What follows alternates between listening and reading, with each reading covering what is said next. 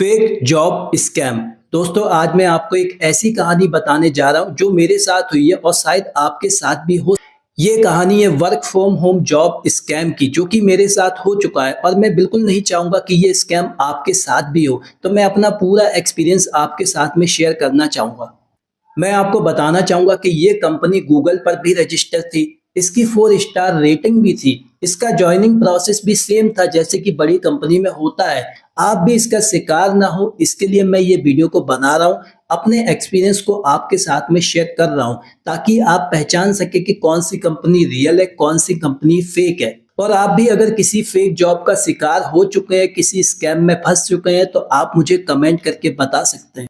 ये वीडियो को देखने के बाद में आप आइडेंटिफाई कर पाएंगे कि कौन सी रियल कंपनी होती है, कौन सी फेक कंपनी होती है, और आपको किसी भी जॉब में एक पैसा देने की कोई भी आवश्यकता नहीं है।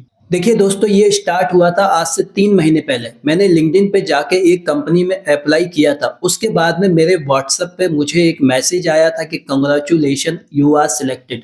उसके बाद में मुझे कॉल आया कि आपको इंटरव्यू देना है इस कंपनी के लिए। उससे पहले उन्होंने मुझे गूगल फॉर्म दिया था जिसमें कि मुझे आधार नंबर, पैन नंबर, नाम, मोबाइल नंबर, ये सब कुछ लिखना था। वहां पे मुझसे कोई पेमेंट वगैरह नहीं मांगा गया था, इसीलिए मुझे लग रहा था कि ये कोई फेक कंपनी नहीं, रियल कंपनी है। उसके अलावा उन्होंने मुझे कहा था कि वर्क फ्रॉम होम जॉब है जिसमें आपको सिस्टम, वाईफाई सब कुछ दिया जाएगा। कंपनी गूगल पे भी रजिस्टर थी, 4 स्टार रेटिंग भी थी, तो सब कुछ तो मुझे रियल जैसा लग रहा था। तो इसीलिए मैं वो जॉब का शिकार हो गया था। उस समय मैं फ्री था, कहीं भी जॉब नहीं कर रहा था। मैंने एक जॉब को ऑलरेडी लेफ्ट कर दिया था क्योंकि मुझे इसमें सैलरी भी काफी अच्छी बताई जा रही थी। यहाँ पे मुझे 30 से 35 हजार सैलरी बताई जा रही थी। और सबसे हैरानी की बात में, यहाँ पे 2000 लोगों ने ऑलरेडी अप्लाई कर दिया था। मुझे व्हाट्सएप के कई सारे ग्रुप में ऐड कर दिया गया था। गूगल मीट पे मेरा पहला राउंड का इंटरव्यू भी हुआ था। सेम इंग्लिश में वैसा ही इंटरव्यू हुआ था जैसा कि होता है।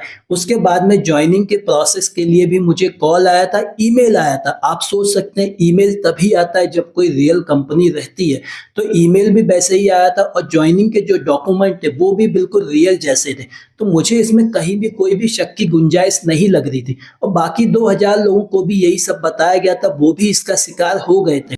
यहाँ पे जो पोजीशन मुझे बताई गई थी, data entry, content writing, customer support executive, international, national दोनों प्रोसेस के लिए यहाँ पे वैकेंसी अवेलेबल थी।